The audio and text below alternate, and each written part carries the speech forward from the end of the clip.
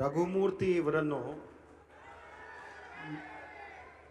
ನೂತನ ಸಚಿವರಾಗಿ ಅಧಿಕಾರ ಪದದ ಮತ್ತು ಗೌಪ್ಯತಾ ಪ್ರಮಾಣ ವಚನವನ್ನು ಸ್ವೀಕರಿಸಲು ವೇದಿಕೆಗೆ ಆಹ್ವಾನಿಸುತ್ತೇನೆ.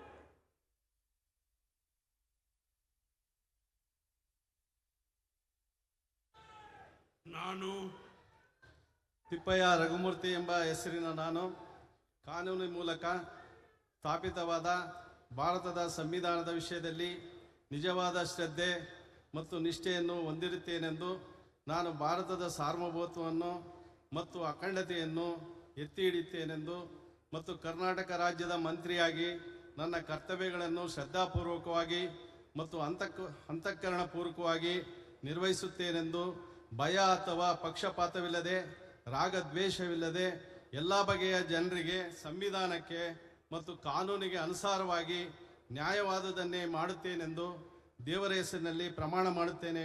ಶ್ರದ್ಧಾಪೂರ್ವಕವಾಗಿ ಪ್ರತಿಜ್ಞೆ ಮಾಡುತ್ತೇನೆ.